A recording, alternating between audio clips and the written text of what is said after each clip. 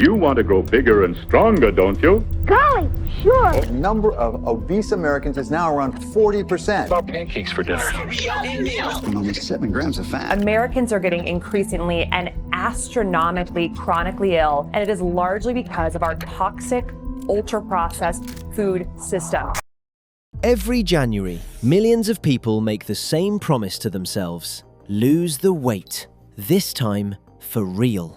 And every January, an industry worth $400 billion is counting on them to fail. Not because it's evil, because failure is the business model. This is the story of how an industry built on a problem it never had to solve became one of the most profitable sectors on Earth. And what happens when a new class of drugs threatens to actually fix the thing it was selling all along.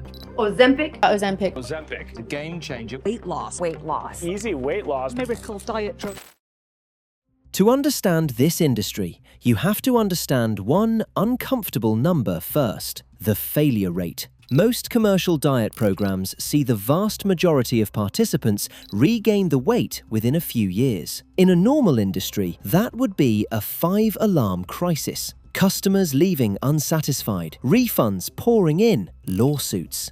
In the weight loss industry, it's the engine. Think about what a diet program actually needs to survive long term. Not customers who succeed once, customers who come back. A program that worked permanently for everyone the first time would eventually run out of customers. So the industry didn't optimize for permanent results. It optimized for retention. Subscription models, point systems, community meetings, apps with monthly fees, shakes you have to keep buying. None of these products need you cured, they need you enrolled. This isn't a conspiracy, it's simpler than that. It's just what happens when a market rewards recurring revenue over resolution. And it worked spectacularly. Gyms, meal plans, supplements, fitness influencers, wearable trackers, and diet books have stacked on top of each other for decades, each one selling a slightly different variation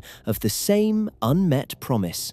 No company tells this story better than WeightWatchers. For 60 years, it was the biggest name in weight loss on Earth. Weekly meetings, public weigh-ins, a point system so recognizable it became shorthand for dieting itself. Millions of members paying monthly, indefinitely, because the program was never designed to graduate you. It was designed to keep you coming back. By 2018, WeightWatchers stock had climbed past $100 a share. One of its most visible champions was Oprah Winfrey, who had bought a stake in the company and sat on its board for nearly a decade, crediting the program for her own weight loss. Then, in early 2024, Oprah stepped down from that board and revealed she'd actually been using a weight loss medication, not the program that made her famous. For a company whose entire brand was built on one woman's success story, that single admission was devastating. By then, WeightWatchers' own leadership already knew the ground was shifting. CEO Seema Sistani had spent the previous 2 years trying to pull off the impossible, pivoting a 6-decade-old weigh-in and points business into a telehealth company, acquiring a prescription weight loss startup and rolling out a program to get its own members onto the very drugs that were replacing it. It didn't work fast enough. Revenue kept falling. In May 2025, WeightWatchers filed for bankruptcy, wiping out over $1 billion in debt and taking the company private. WeightWatchers wasn't the first. Jenny Craig, another legacy diet brand, had already gone under in 2023. Its remains sold off to a competitor. Two of the most recognizable names in the history of dieting, both brought down by the same thing: a drug that actually worked. Two companies now sit at the center of this entire industry: Novo Nordisk, the Danish drug maker behind Ozempic and Wegovy, and Eli Lilly, the American company behind Zepbound. Ozempic and Wegovy were not built for weight loss. Both use semaglutide, a molecule developed to treat diabetes by mimicking a hormone that regulates blood sugar and appetite. The weight loss was, technically, a side effect. It just happened to be so significant that Wegovy prescriptions exploded, and the drugs became harder to find than tickets to a sold-out show. Eli Lilly's Zepbound, using a molecule called tirzepatide, arrived to compete directly and, in clinical trials,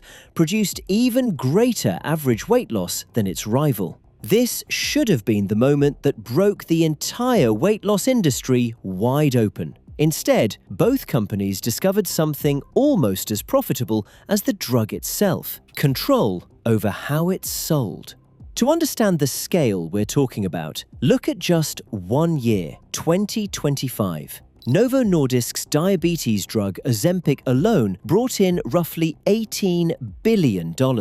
Its weight loss sibling Wegovy added another $11 billion on top of that, from a single molecule sold under 2 different names. Eli Lilly's Zepbound and its twin drug Mounjaro did even better, together pulling in over $10 billion in a single quarter alone, making that drug combination the best-selling medicine on the planet. Bigger than any cancer treatment, any vaccine, any drug in pharmaceutical history. Add it up, and Eli Lilly brought in roughly $63 billion in total revenue for the year. 2 companies, 2 molecules, tens of billions of dollars in a market that barely existed a decade ago. And on the other side of that same industry, in that same year, WeightWatchers, the company that once defined weight loss for 2 generations, was in bankruptcy court. That's the entire story of this industry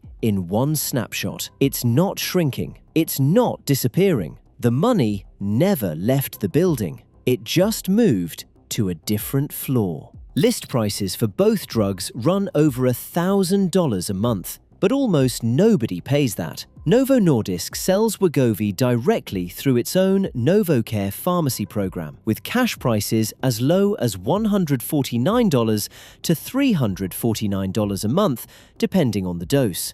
Eli Lilly runs the same play through Lilly Direct, pricing Zepbound vials between roughly $299 and $449. In other words, the same companies setting the sky-high list price are the ones selling you the discount through a pharmacy they own. Meanwhile, a whole secondary economy has grown up around them. Telehealth platforms prescribing and billing for these drugs, compounding pharmacies producing cheaper, unbranded versions, and, as we just saw, legacy diet companies like WeightWatchers rebuilding themselves as prescription middlemen just to survive.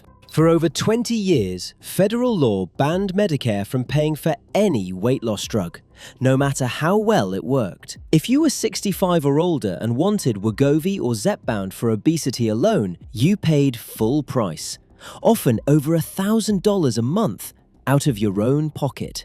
That changed in the summer of 2026. A new pilot program, the Medicare GLP-1 Bridge, began covering Wegovy and Zepbound for eligible beneficiaries at a flat $50 monthly copay. The first time in Medicare's history it has paid for an obesity drug as an obesity drug, and not merely as a treatment for diabetes or heart disease riding along beside it. It's a genuine breakthrough for millions of people.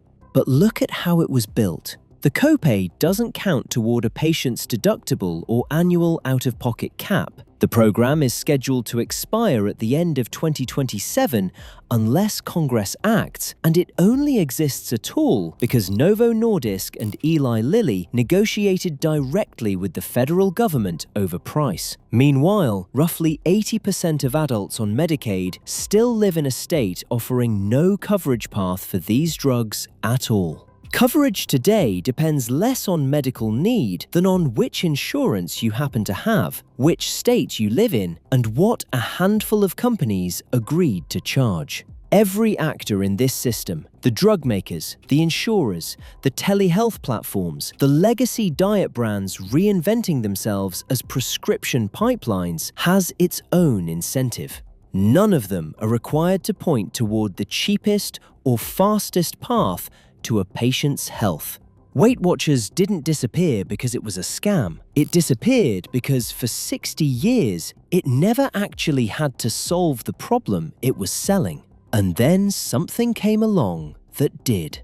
Now watch what's happening in real time. The same company that built an empire on weekly weigh-ins is remaking itself as a prescription gateway. The two drug makers who created that disruption are the ones now setting both the sky-high list price and the discount. And the government program finally covering the drug for the people who need it most is a temporary pilot built on a negotiation between a handful of corporations and Washington. Nobody in this story had to be a villain for the same pattern to repeat itself. When a problem can finally be fixed, the money doesn't just disappear, it moves. The only question left is who decides where it moves to next. If drugs like Ozempic and Wegovy actually solved weight loss for good, who do you think loses the most money? Drop your guess in the comments. I'll pin the best one.